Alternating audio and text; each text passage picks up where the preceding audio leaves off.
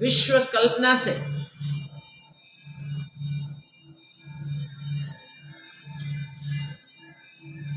उत्पन्न होता है, जिसमें वो स्थित दिखाई देता है और जिसमें लय भी होता है, फिर भी उसमें कोई बदलाव नहीं, कोई गति नहीं। वो अनंत आत्मा को कोटि कोटि प्रणाम, जो अपने आप में स्थित है, निरंतर है, नित्य है, सत्य है, सदैव है, शाश्वत, जिसके सिवा और कुछ नहीं है, जिसको जानने से पूर्ण शांति और अपने सच्चे स्वरूप की प्रतीति होती है। वो आत्मा सर्वात्मा होने के बाद भी सबको जो प्रयत्न करते हैं, पुरुषार्थ करते हैं, वो उस भाव को प्राप्त होते हैं। उस भाव में प्राप्त होने के बाद फिर कभी भी उससे जगत भाषित नहीं होता। हमारा सबका वो ही पुरुषार्थ है, हम भी वो स्वरूप में स्थित हो जाए जहां से विचलित कभी होना ना होवे, कुछ भी विक्षेप आवे, कैसी भी परिस्थिति आवे, मगर हम हमेशा शांतात्मा, जिसमें प्राकृतिक कोई चेंज कभी भी नहीं होती, जिसका कोई आकार नहीं बना, जो निराकार है, निर्विकार है, निर्भय है, नित्य है, ऐसे अपने आप में स्थिति होते ही जगत ब्रह्म कहाँ जाता है पता नहीं चलता। जो उपजता है और जो मिटता है, वो बीच में दिखे और उसका आदि अंत हम नहीं जानते, इस जगत को ही हम सत्य मानते हैं, जगत से ही जुड़े रहते हैं। जगत जो दिखाई दे रहा है, विचार से हम जहां तक उसके लिए सोचते हैं, पहुंचते हैं, मगर वो सिर्फ इतना नहीं है, वो तो इतना विस्तृत है, इतना दीर्घ है, जिसका न किसी ने आदि पाया है न अंत पाया है, और जिसको मध्य में भी नहीं दिखाई देता। ऐसे ज्ञानी महात्मा उसे जानते हैं। अज्ञान काल में जगत सत्य प्रतीत होता है, ज्ञान में तीनों काल में जगत कुछ हुआ नहीं। सदैव जब हम उस स्वरूप में एक बार बैठ जाते हैं तो फिर अपने वो निज स्वरूप में, नित्य स्वरूप में से फिर चलित नहीं होना होता है। जागतिक परिस्थिति बदलती रहती है, मगर वो अपने अबदल स्वरूप में नित्य निरंतर रहता है। जगत माया मात्र है, बना कुछ नहीं, हुआ कुछ नहीं, फिर भी आबे खूब दिखता है। हम वो नहीं हुआ ऐसी बात शास्त्र के आधार लिए बिना, संतों की संगति करके अभ्यास किए बिना नहीं समझ सकते। सुनते हैं, बार बार सुनते हैं, शास्त्रों का पठन भी करते हैं, पठन करके भी हम चिंतन करते हैं। फिर जब परिस्थिति बदलती है ना, तब वो दृढ़ता नहीं रहती। वो दृढ़ता के लिए बहुत दीर्घकाल तक हमें अभ्यास करना चाहिए। कोई कोई विरल पुरुष ऐसे होते हैं, शब्द सुनते ही अपने उस स्वरूप में सदा सदा के लिए प्रतिष्ठित हो जाते हैं। जैसे समुद्र में काकू मछली स्वाति नक्षत्र का एक बिंदु बादल से झुक रहा होता है, उसे पकड़ लेती है। सिर्फ एक ही बिंदु लेती है, उसको और कोई किसी की आवश्यकता नहीं होती, ज्यादा जल की उसे आवश्यकता नहीं होती। और वो बिंदु अपने उदर में लेके वो समुद्र के पेटाल में चले जाते हैं। जहां समुद्र पट पर कितने भी विक्षेप होते हैं, वो विक्षेप वहां विक्षेप नहीं पहुंचा सकते। और ऐसे वहां तक वो बैठी रहती हैं जहां तक उसके उदर में मुक्ता फल परिपक्व नहीं होता। हमको मोती तब मिलते हैं जब वो मछलियां एक एक बूंद अपने मुंह से उधर तक पहुंचाकर शरीर को अचल करके अचल अगाध समुद्र के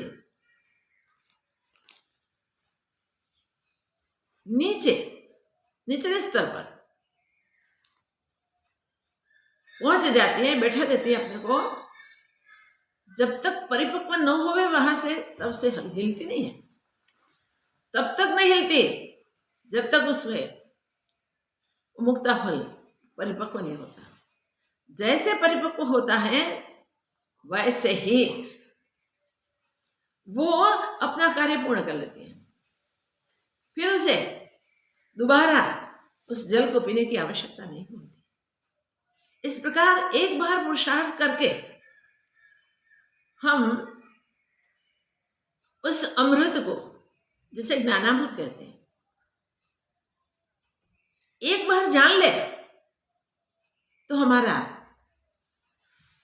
आत्ममोती जैसा है वैसा ही वैसा हमें अनुभव में आ जाता है। वो मुक्ताफल पकते ही हम इस पूर्ण की अनुभूति करते हैं जिसमें द्वैत ब्रह्म कभी हुआ ही नहीं। वो द्वैत जो हुआ नहीं, जहां दो नहीं हुआ तीन तो कैसे हुआ? एक भी नहीं तो अनेक कहां से हुए? स्वयं ही स्वयं, खुद ही खुद। फिर उसकी दृष्टि ज्ञान में हो जाती है, अज्ञान निवृत्त हो जाता है। अज्ञान की पूर्ण निवृत्ति हुए बिना ज्ञान संभवित नहीं है, याद रखें। जब अज्ञान की पूर्ण निवृत्ति हो जाती है तब तो कुछ भी परिस्थिति होवे, ज्ञान दृष्टि वाले को परिस्थिति बदल नहीं सकते, परिस्थिति चला नहीं सकते। चाहे प्राण भी छूट जाए, ऐसी परिस्थिति आ जाए, तो भी वो अपने अजर अमर अविनाशी रूप में स्थित रहता है, नित्य स्थिति कर लेता है। हमने इस प्रकरण में अष्टावक्र जी महाराज को 2 श्लोक में सुने। इसमें दृष्टांत एक ही आता है पूरे प्रकरण में। वो दृष्टांत को हम अच्छी तरह से समझ लें तो उस दृष्टांत के द्वारा अपने निजी रूप की पहचान हमें हो जाए। तो द्वितीय श्लोक में लास्ट जो देखा, इसमें स्पष्ट बताया है कि मयि अनंत महाभ्योधौ, मयि अनंत महाभ्योधौ, मैं जो बेअंत है ऐसे आत्मा समुद्र में स्थित हूं और उस समुद्र में स्वभावतः स्वाभाविक जगत विचि स्फुरित होती है, जगत विचि स्वभावतः स्फुरित होती है। तो जगत रूपी तरंग इस महासमुद्र में उत्पन्न होते रहते हैं। तो इस महासमुद्र में कितने भी जगत की उथल पाथल होवे, कितने भी बनते रहे, वो स्वाभाविक होते हैं, इसमें उसे कोई लेना देना नहीं होता।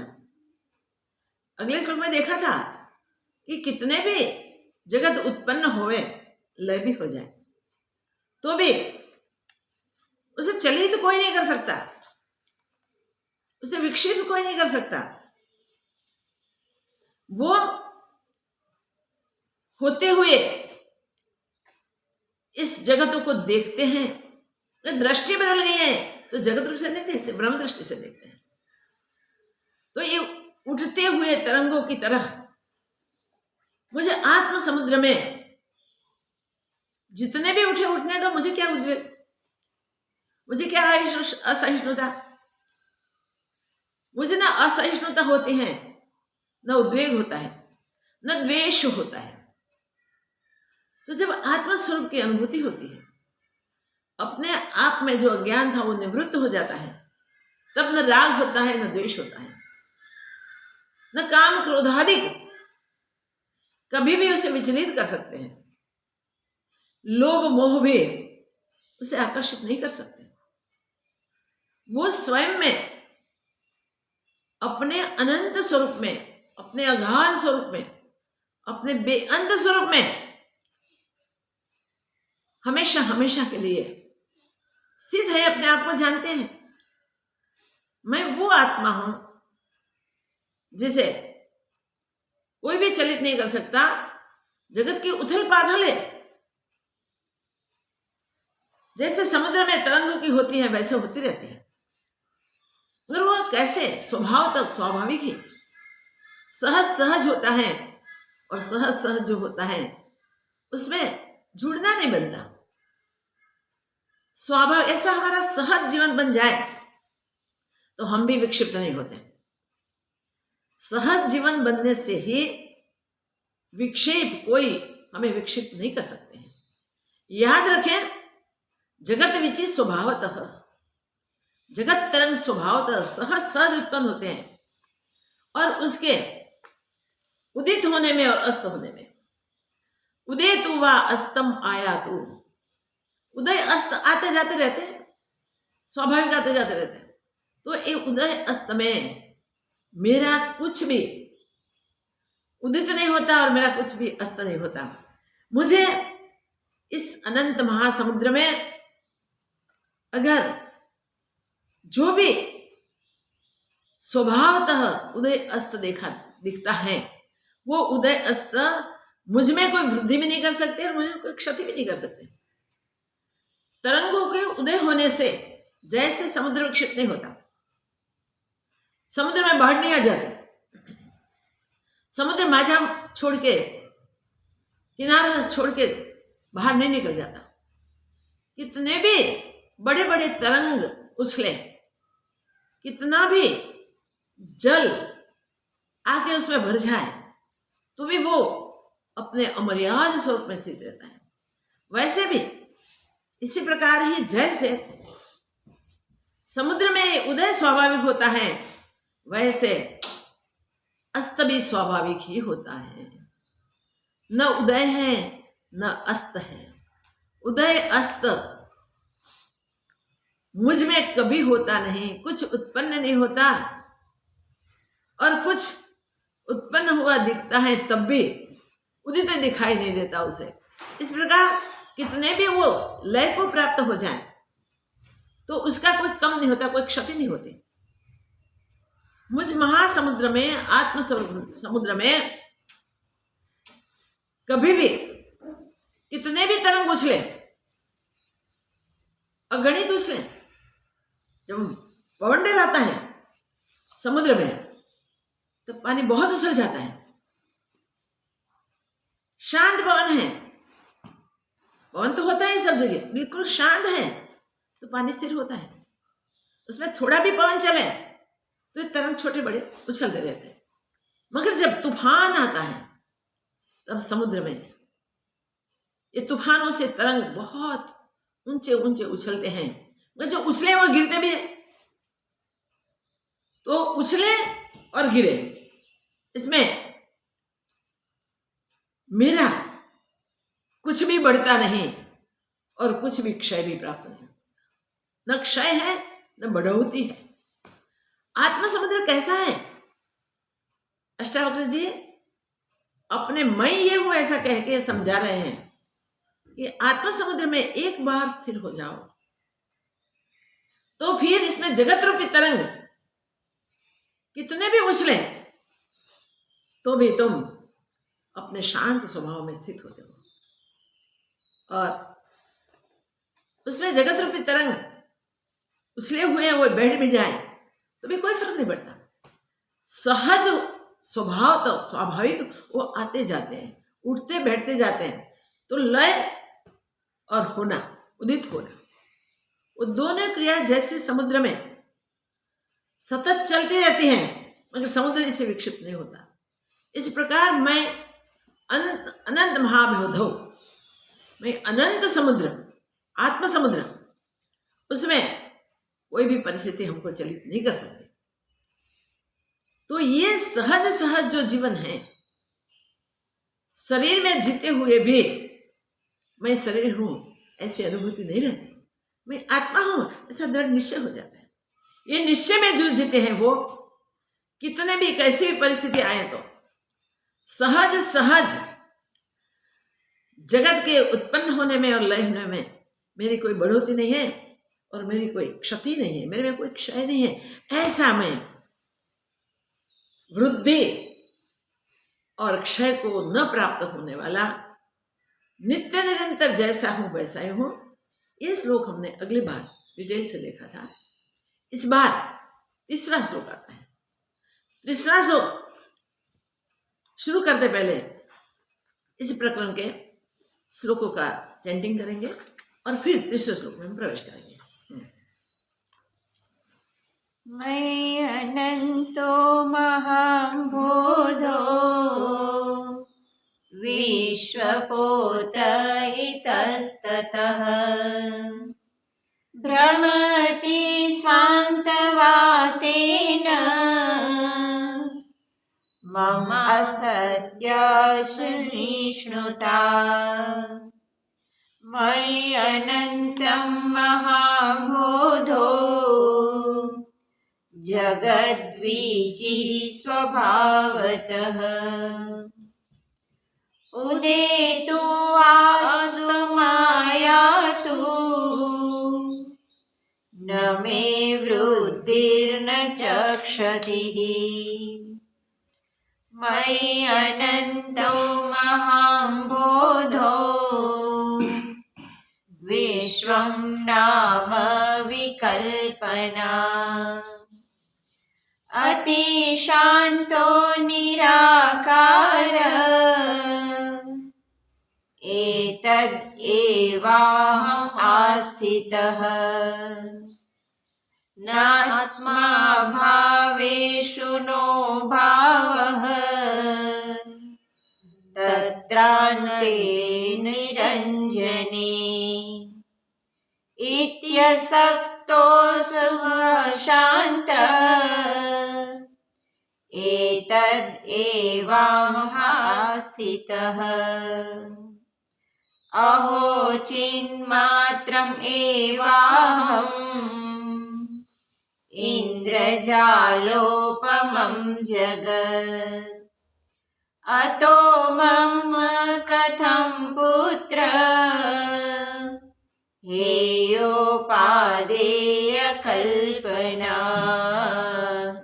हेयोपादेयकल्पना।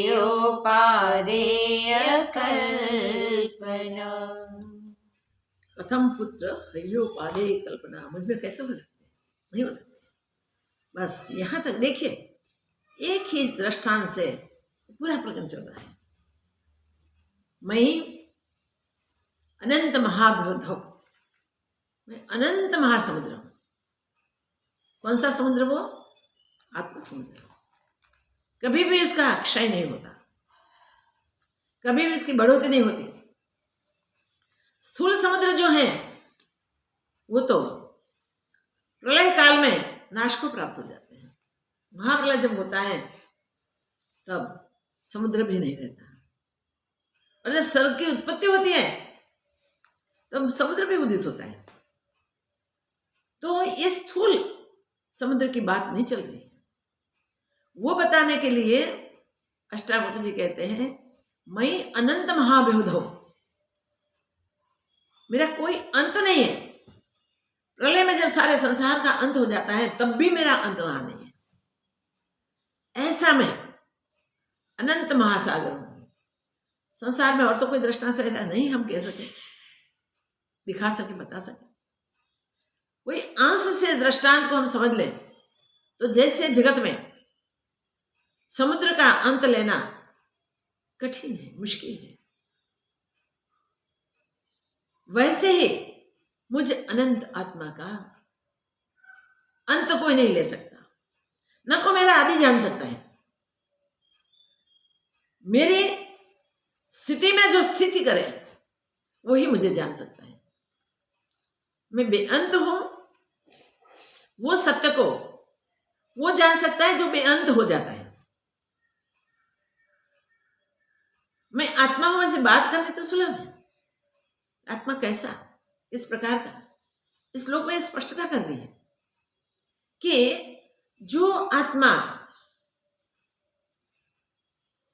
निरंतर है और जो आत्मा अति शांत है, निराकार, मैं वो हूं अति शांत और निराकार। और ये जगत क्या है? जगत में खलबलाहट, कुछ ना कुछ होता ही रहता है।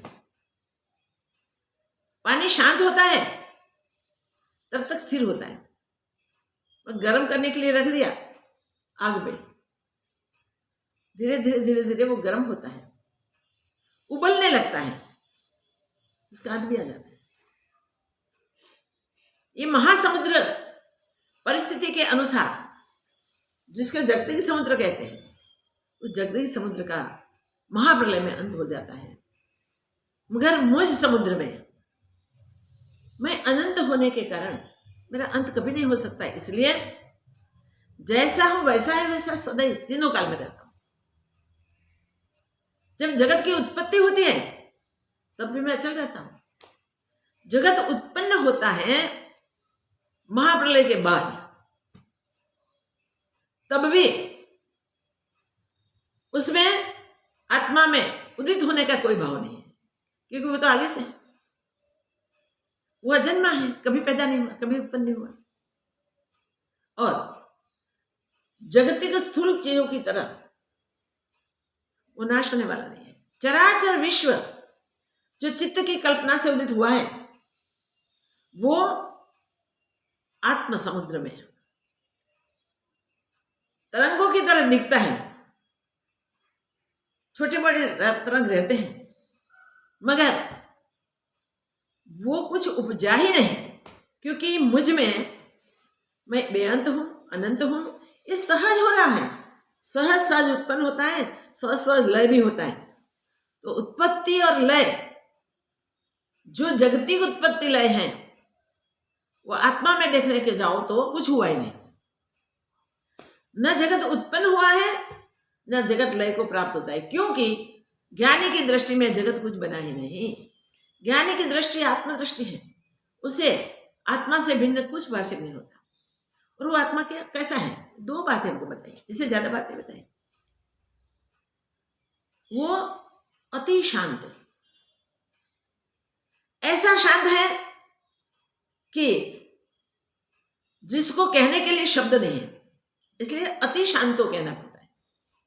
अति शांत, ऐसी शांति और किसी में नहीं मिलेगी। हम कहते हैं ना अति अति अति है, भाई अतिशय है, क्या कहें उसके लिए, बोला नहीं जाता। तो जिसको कहने के लिए शब्दों के पास ताकत नहीं है, जिसको कहने के लिए कोई समर्थ नहीं है, शब्दों को पकड़ के कोई उसमें स्थिति नहीं कर सकता। शब्दों को पकड़ के, महापुरुषों को, अनुभवी पुरुषों के शब्दों को पकड़ के हम वहां तक यात्रा कर सकते हैं। आखिर शब्द छोड़ दें तब हम अपने स्वरूप में बैठ सकते हैं, अपने स्वरूप को प्राप्त कर सकते हैं। इसलिए कहते हैं अति शांतो। देखिए शांत, ऐसा शांत हूं कि मेरी शांति कभी भी विक्षिप्त नहीं होती है। कभी शांति को कोई तोड़ नहीं सकता, कभी वो शांत स्वरूप से मुझे कोई हटा नहीं सकता। जागतिक दृष्टांत लेने को जाएंगे तब तुरंत आएगा। महाप्रलय जैसी परिस्थिति भी आ जाए तो ज्ञानी महात्मा को वो परिस्थिति बदल नहीं सकती, डरा नहीं सकती, हटा नहीं सकती। वो तो अपने शांत स्वरूप में, अपने प्रगाढ़ आनंद में ऐसे स्थित हैं कि वो स्वयं आनंद रूप हो गए हैं। उसमें शोक कहाँ से आवे, भय कहाँ से आवे, दुख कहाँ से आवे, कुछ वहां प्रवेश करता ही नहीं, कर सकता भी नहीं, क्योंकि कुछ बना नहीं। अगर कुछ बना होवे तो विक्षेप करे ना, कुछ बना होवे तो उसे सहज सहज भी कोई हिला सके, बना ही नहीं तो कैसे सहज भी हिला सके। समुद्र उदित हुआ है, उत्पन्न हुआ है, तो उसमें पवन उसको तरंग के रूप में उछालता है, और पवन चले जाते हैं, तरंग तुरंत फिर उसमें बैठ जाते हैं। तो तरंग उछले और लय हुए। ये देखा फिर भी क्या क्या उछला तो जल, क्या बैठ गया तो जल। किस में बैठा? जल में। हे साधु, जल जल में समाया, ये अचरज मेरी नजरों में आया। कबीर साहब एक बार जा रहे थे जंगल से, रास्ते में कुआं आया जहां पनहरियां पानी भरती थी, और पनहरी जब पानी भरती थी तब कुएं से खींच के निकालना पड़ता था। रस्सी से घड़े को बांधते थे और फिर कुएं में डालते थे, रस्सी हाथ में रखते थे। वो तब तक आवाज करता है घड़ा जब तक पूरा भर नहीं जाता, वो आवाज सुनाई दी, और फिर आवाज बंद हो गई। कबीर साहब गए कुएं पे, क्या हुआ? जो घड़ा कुएं में डाला था, रस्सी तो वो पनिहारी के पास थी,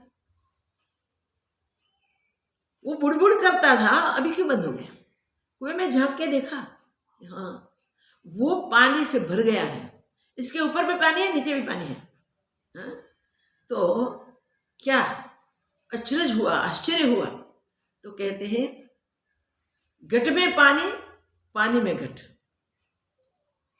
हे साधु, ये अचरज मेरी नजरों में आया, ये अचरज मेरी नजर में आया। घट में भी पानी है और पानी में घट है, ऊपर नीचे जहां देखो तब पानी पानी है। फूटा कुंभ, वो सुन के वो पनिहारी देखने को गई, उसने खींचा, वो टकरा गया दीवार से, कुएं की दीवार से टकराया और जल गिरा जल में। तो कहते हैं कि जल में कुंभ, कुंभ में जल, फूटा कुंभ, गिरा जल, जल जल में समाया। जो घट में भरा था वो जल फेंकने को जा रही थी, तब घट में था,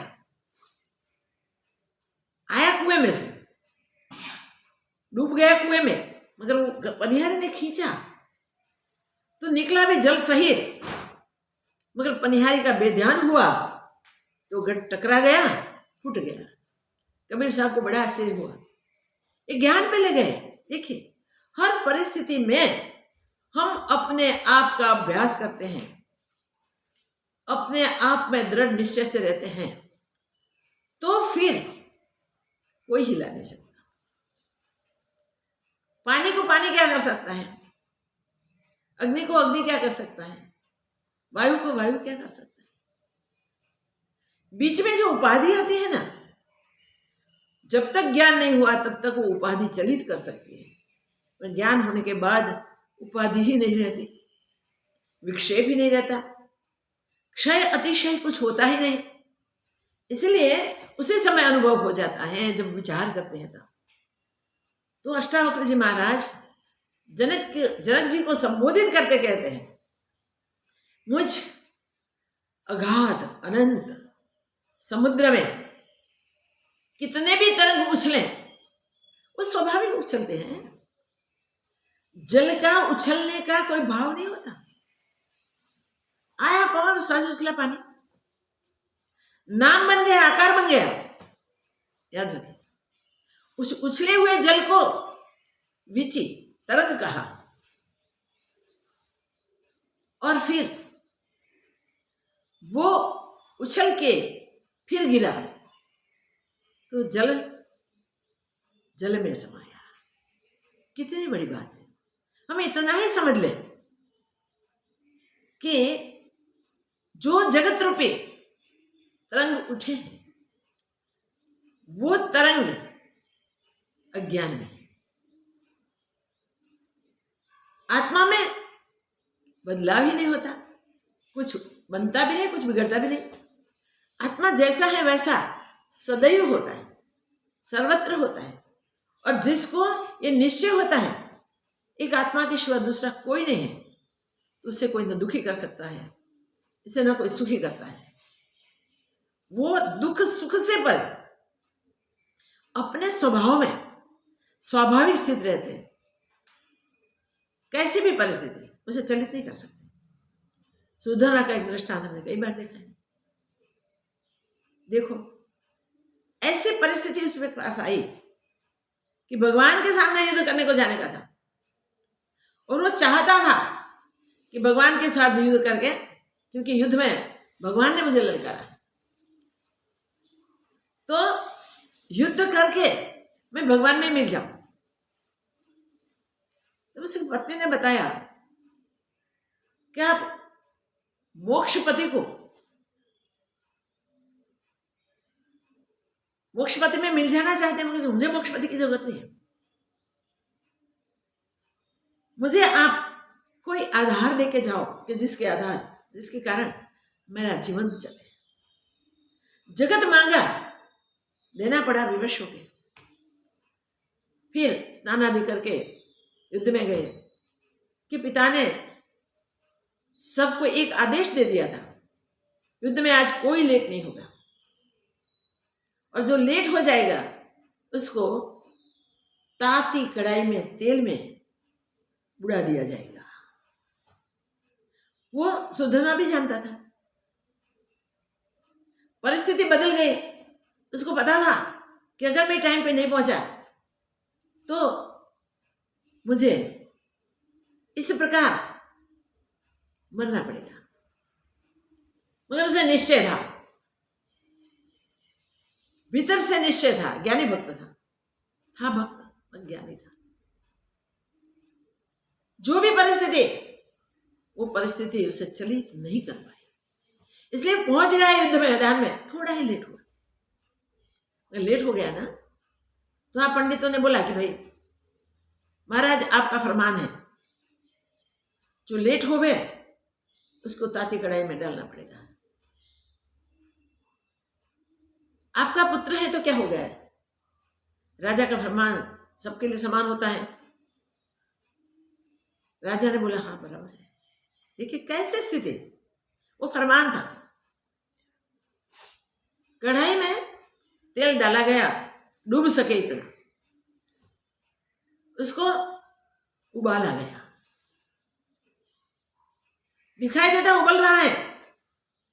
तब सुदान को आदेश किया, उसमें आपको गिरना है। वो भक्त था, इसलिए आत्मा को ही सब कुछ जान के, भगवान समझ के, भीतर से हृदय से प्रार्थना करके शांत था।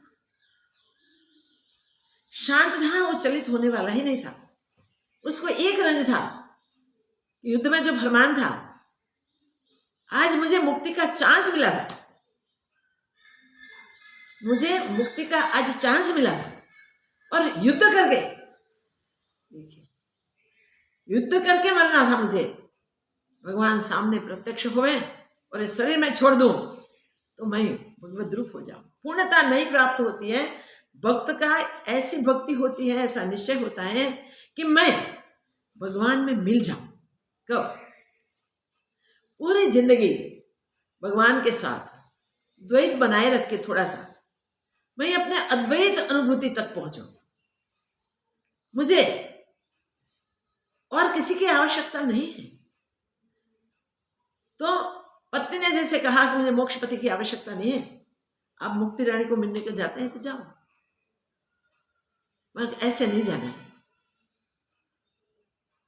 उन्होंने स्वीकार कर लिया जो हो रहा है वो परिस्थिति है, परिस्थिति हमेशा बदलती रहती है, मैं तो अबदला। भीतर से कुछ बोले बिना अपने परमात्मा स्वरूप में जुड़ गए और जाके वो कड़ा में बैठ गए। और जैसे सरोवर में स्नान करें वैसे उस कड़ा में स्नान करने लगे। तो पंडितों ने बोला कि तेल बराबर गर्म नहीं है इसलिए हो रहा है, क्या किया जाए। तो किसी ने बोला कि भाई गर्म है कि नहीं वो देखने के लिए ऐसा करो, एक श्रीफल ले आओ, डालो उसमें, पता चल जाएगा। वो पंडितों ने वो निर्णय बराबर माना, बराबर है, यही निर्णय बराबर है। श्रीफल लाया गया और डाला, कड़ा में गिरते ही टूट गया, दो भाग हो गए, दोनों तेल से भरे हुए उछल के दोनों पंडितों के मुंह पे चले गए। तो परिस्थिति में जो चलित होता है वो परिस्थिति का भोग बनता है, परिस्थिति में वो विचलित नहीं होता है, उसे परिस्थिति कुछ नहीं कर सकती, उसे कुछ नहीं करते। सुधनवा शांतात्मा, ऐसी अशांत परिस्थिति में भी वो अशांत नहीं हुआ, परमात्मा स्वरूप के साथ उन्हें अपनी अनन्यता कर दी, ब्रह्म स्वरूप पे स्थित हो गया। फिर निर्णय हुआ कि नहीं, ये अग्नि भी सुधनवा को जला नहीं सकती, ये उबलते हुए तेल भी सुधनवा का एक रुआ भी नहीं फिर सकता।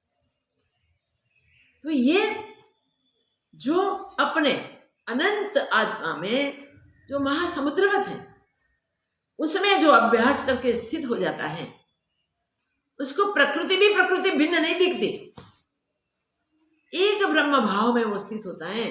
परिस्थिति कैसी भी होवे विचलित नहीं होता, चलित नहीं होता, इतना शांत है आत्मा, और वो सबका स्वरूप है। जो शांति कभी भी विक्षिप्त नहीं होती, कोई भी संजोग आ जाए उस संजोग में भी आत्मभाव में ऐसे दृढ़ीभूत रहते हैं कि वो संजोग उसे कुछ चलित नहीं कर सकते, हिला नहीं सकते। जिसने वो स्वरूप को जाना है, जो स्वरूप में स्थित हो गए हैं, वो एक परिस्थिति के बदलाव देखते हुए भी उसे नहीं देखते, उन्हें निश्चय है कुछ और हुआ ही नहीं। अति शांतो, सिर्फ शांत शब्द नहीं प्रयोग किया, यहाँ अष्टावक्र जी कहते हैं मैं अति शांत हूं, अति शांतो निराकार और आकार रहित हूं। कैसी शांति? कहते हैं कि इस जगत में भी एक चंदन ऐसा होता है जिसका एक बूंद उबलते हुए तेल में डाल दिया जाए तो तेल ठंडा हो जाता है, फिर कितने भी लकड़ियां जलाओ वो उबलता नहीं है। याद रखें, यहां एक ही बात बताने के लिए, एक ही दृष्टांत को लेके हमें समझाया गया है कि उसका दृष्टांत और कहां से लिया जाए। जगती के दृष्टांत होवे तो भी सागर से बढ़कर कौन सा दृष्टांत, जो अगाध है इसकी डेप्थ कोई माप नहीं सकता, मुश्किल है। फिर अब के समय में यंत्रों आदि से कुछ किया जाता है, मगर देखने में, समझने में, विचारने में वो अगाध है, अमाप है। जब श्रावणी पूर्णिमा से आती है तब सब मछुए अपने वहां सागर में डाल देते हैं। बारिश शुरू होते ही वो वाहनों को रख देते हैं, बाहर किनारे पे लगा देते हैं। पूरे बारिश के दिनों में वो उसको खोलते नहीं है, लेकिन श्रावणी पूर्णिमा के दिन वो पूजा विधि करके डालते हैं वहां, और साथ में कितनी डेप्थ है मापने के लिए वो बांस लेके जाते हैं। लगता है कि अब बांस नीचे नहीं छूता। जब तक बांस छूते हैं तब तक वो 1 2 3 4 5 6 7 8 जितने भी होते हैं इतने जोड़ते हैं, और वहां तक उसका तलवा मिल गया है। तब तक वो जोड़ते रहते हैं। मगर जैसे वो बांस नीचे नहीं छूता, वैसे तुरंत कहते हैं थाह अथाह। अब जल का कोई थाह नहीं ले सकते। ऐसा अथाह जल है, ऐसा अपार जल है। तो ऐसे सागर का दृष्टांत लेके हम देखें तो जैसे सागर अनंत है, वैसे बेअंत है, वैसे आत्मा बेअंत है। बेअंत आत्मा को जानने के लिए मैं आत्मा हूं वो अनुभव करने पड़ेगा। फिर बेअंत हूं कहना नहीं पड़ेगा, किसी को सिखाना नहीं पड़ेगा। मैं अनंत हूं और मैं शांत हूं। समुद्र में कितने भी तरंग उछले, कितने भी सबमरीन चले जो अंदर चलते हैं, कितने भी जहाज चले जो ऊपर चलते हैं, और कितने विक्षेप होते हैं, वो कोई समुद्र से, देखिए समुद्र से कोई समुद्र को विक्षेप कर सके, बरोबरी कर सके, ऐसे नहीं होते। वैसे आत्मा ऐसा अनंत है, आत्मा ऐसा बेअंत है जिसको कोई आदि अंत से नहीं जान सकता। इसके अगाध स्वरूप से, इसके अनंत स्वरूप से जान सकते हैं।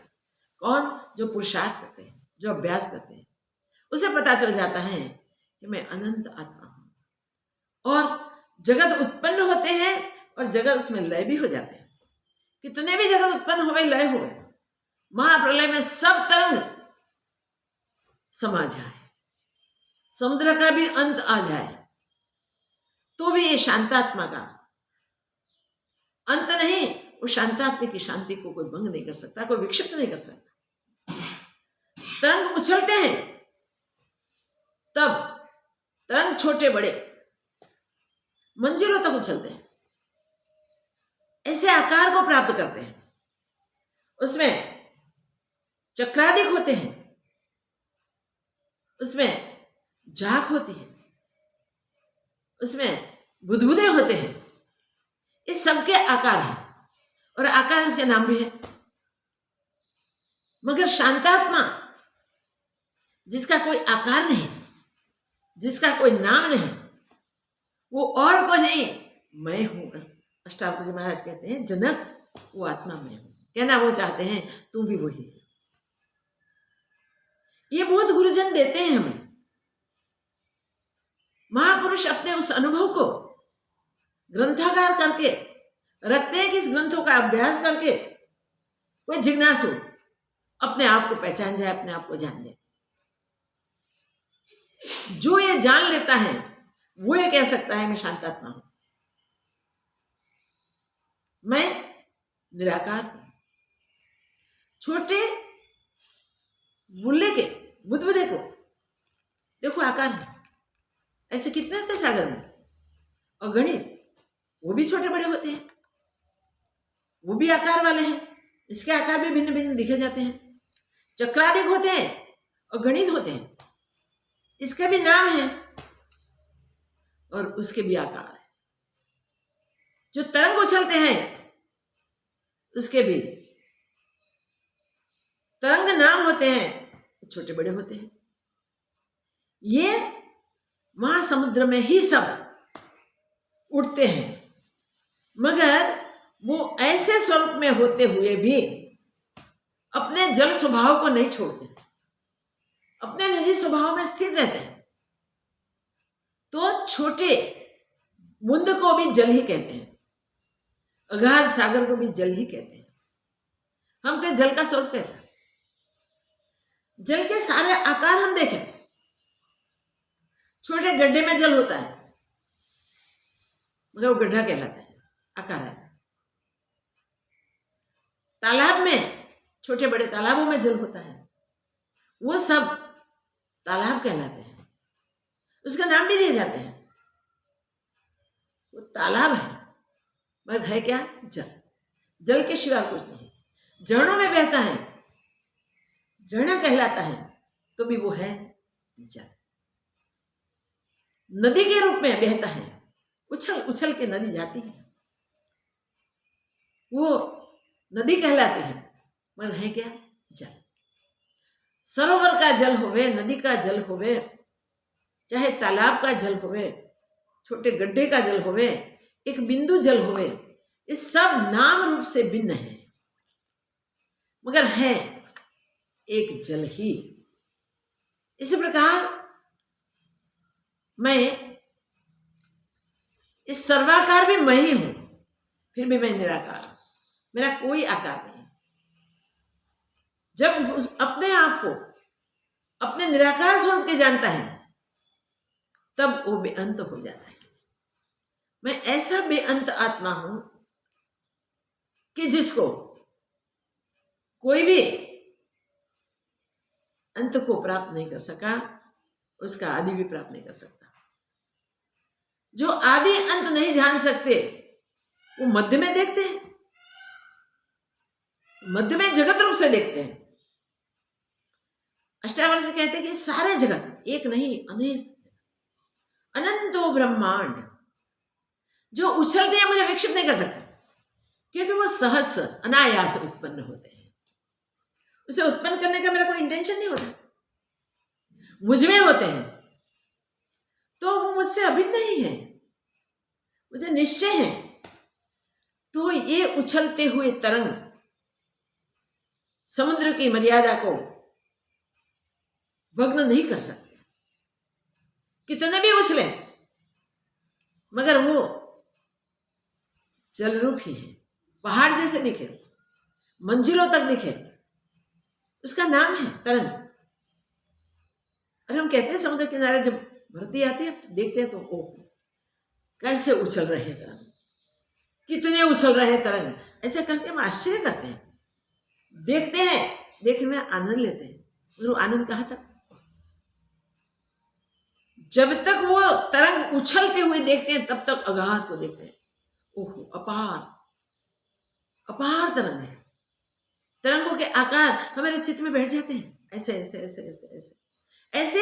ये जल के सारे रूप हैं जो हमने बताए, तो वो सर्व रूप में जल के सिवा और कुछ नहीं।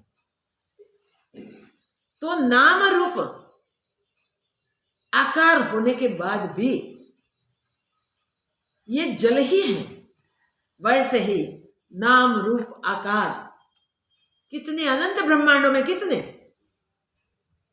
मगर वो स्वाभाविक उछलते हैं, इसलिए उसको नाम रूप आकार से नहीं जाने जाते, उसको जल से ही जाने जाते हैं। इसी प्रकार इस सृष्टि में वनस्पति योनि देखो, वनस्पति जो पृथ्वी में से उत्पन्न होती है, वो सहज उत्पन्न होती है और सहज लय भी हो जाती है। हमारे शरीर में जो रोए हैं वो उत्पन्न होते हैं, बाल नख बढ़ते हैं, देखिए ये सब क्रिया दिखाई देती है शरीरों में, मगर शरीर के सिवा और कुछ नहीं है। ये शरीर से भिन्न नहीं है। हम शरीर से ये सबको भिन्न नहीं मानते।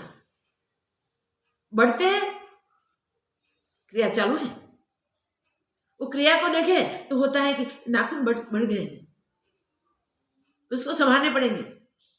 जगत की परिस्थिति में जुड़े हुए लोग उस परिस्थिति को संभालने की कोशिश करते हैं, पर ज्ञान मार्ग के जो प्रवासी हैं वो परिस्थिति को परिस्थिति के रूप से नहीं देखते।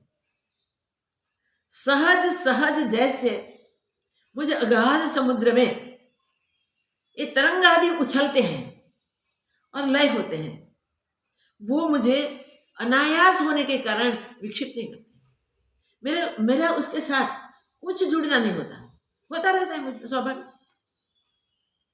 हम नींद में सो जाते हैं, करवट बदल देते हैं, पता नहीं होता, स्वाभाविक करवट बदल गया। देखिए, इस प्रकार ये जो जगत उत्पन्न होता है, वो जगत में जगत भाव जब तक रहता है तब तक हम जगत की स्थिति को देखते हैं।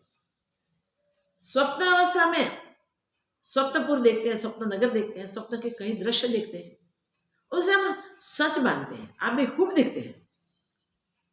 कब तक? स्वप्न काल है तब तक। स्वप्न टूटते ही कहाँ दृश्य हो गया, हम समझ लेते हैं कुछ था ही नहीं, ये तो मन का भ्रम था। इस प्रकार चित्त के भ्रम से मुझे अगाध समुद्र में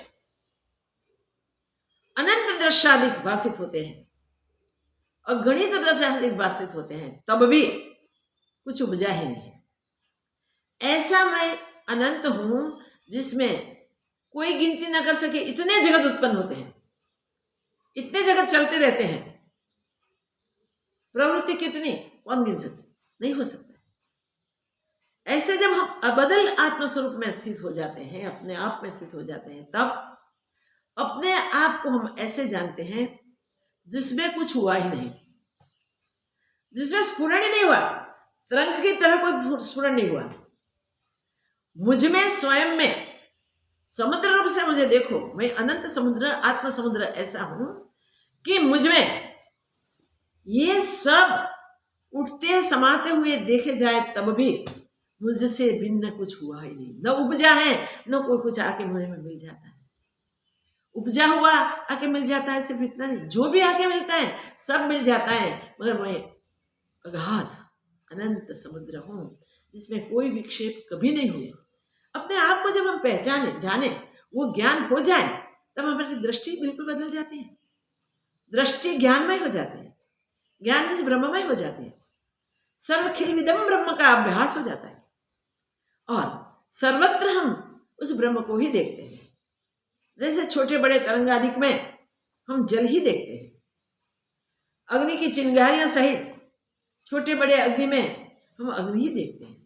चिंगारी तो तुरंत उड़ी गई, फिर भी वो अग्नि है, इसलिए छोटी चिंगारी को भी वो नहीं जला सके कि ऐसे नहीं समझना है।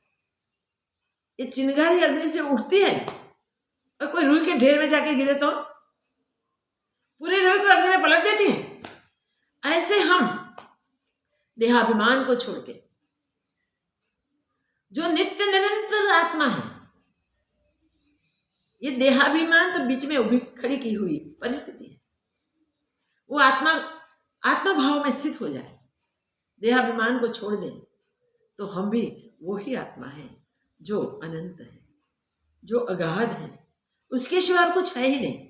अनंत और अगाध की व्याख्या करने के लिए वही है कि उसके सिवा और कुछ नहीं। जो स्वयं ही स्वयं है, उसको कौन विक्षिप्त कर सके, कौन आके उसमें मिल सके? न कोई आके उसमें बढ़ोतरी कर सकता है, न उसमें आके कोई क्षय कर सकता है।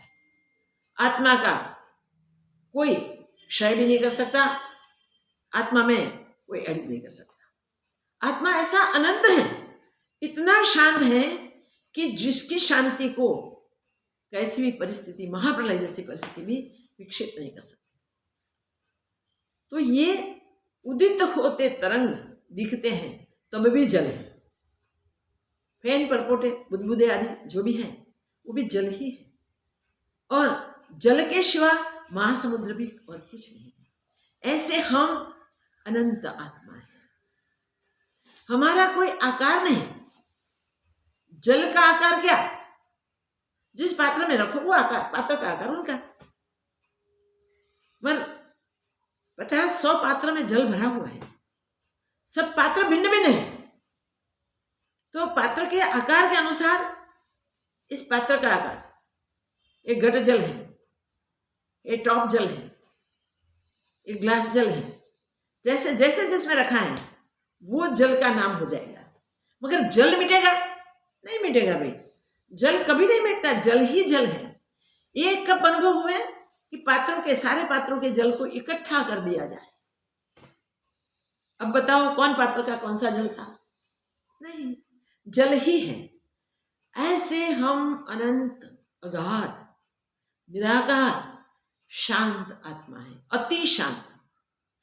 जिसके लिए हमने चंदन का दृष्टांत लिया, हमको पता चल जाए कि एक चंदन ऐसा होता है कि उबलते हुए हजारों टन तेल में एक बूंद डाला जाए और फिर संसार की सारी लकड़ियां जला जाए, सारी लकड़ियां जला दो तो भी वो तेल फिर से गर्म नहीं होता। ऐसे हम ये भिन्न भिन्न रूप से दिखते हुए सारे संसार को देखें तो संसार उदित हुआ है, उत्पन्न हुआ है, और वो संसार जब तक है तब तक भिन्न है, तब तक वो संसार के रूप में दिखेगा, विश्व के रूप में दिखेगा। मगर वो संसार सृष्टि के आदि में उत्पन्न हुआ है। कैसे उत्पन्न हुआ? मनः कल्पना से, याद रखो, चित्त के स्फुरण से उत्पन्न हुआ है। चित्त कब आया? आत्मा में कोई चित्त भी था नहीं। ब्रह्मा विष्णु रुद्र तक देखो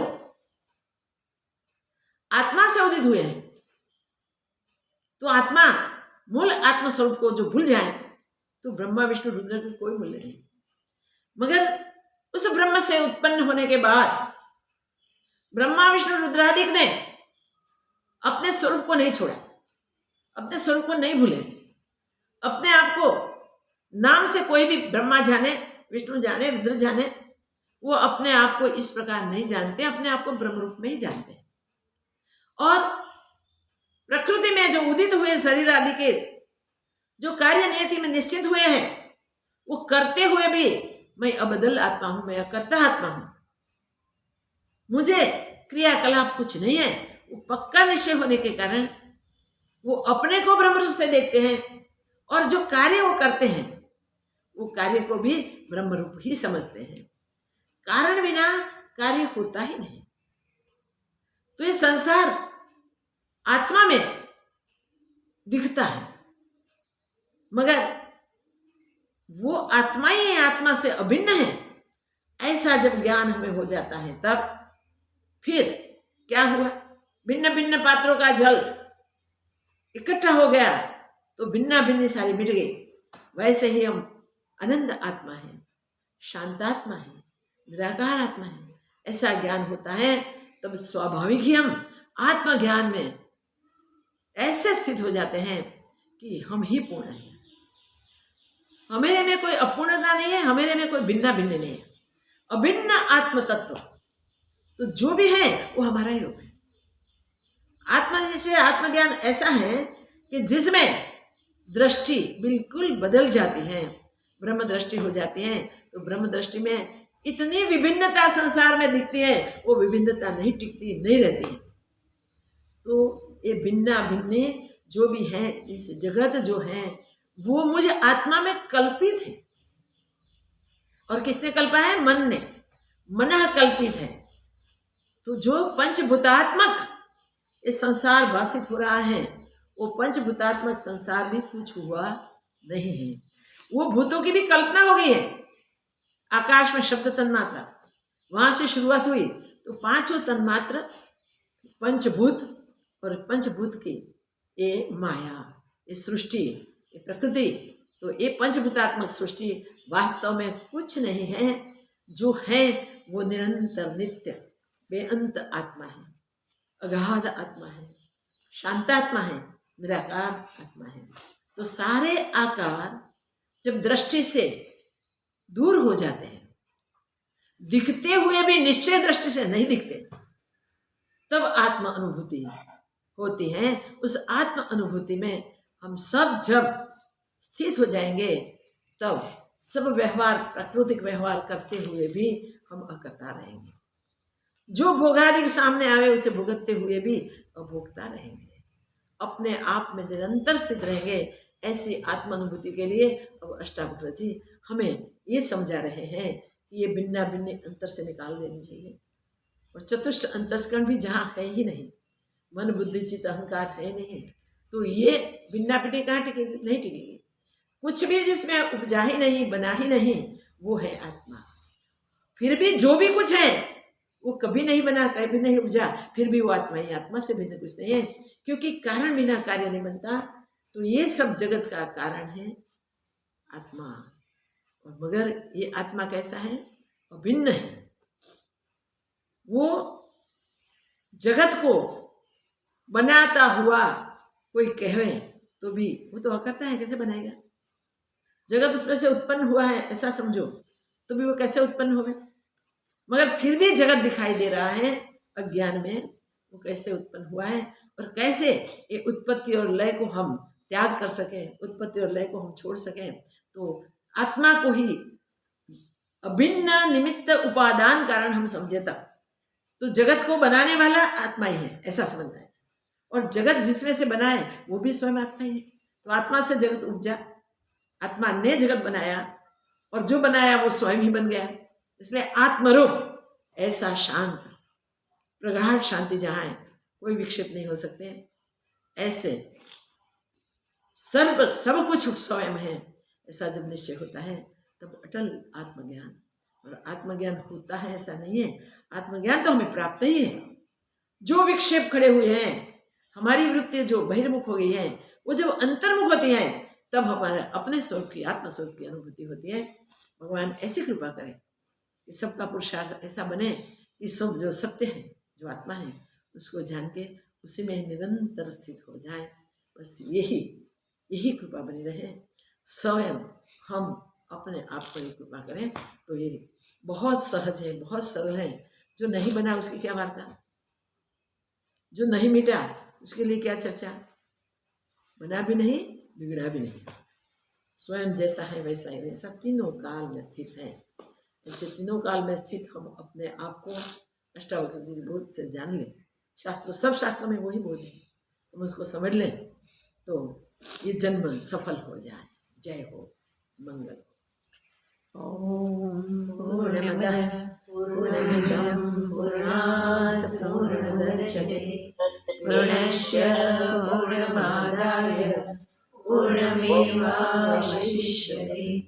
ॐ शान्ति शान्ति शान्ति।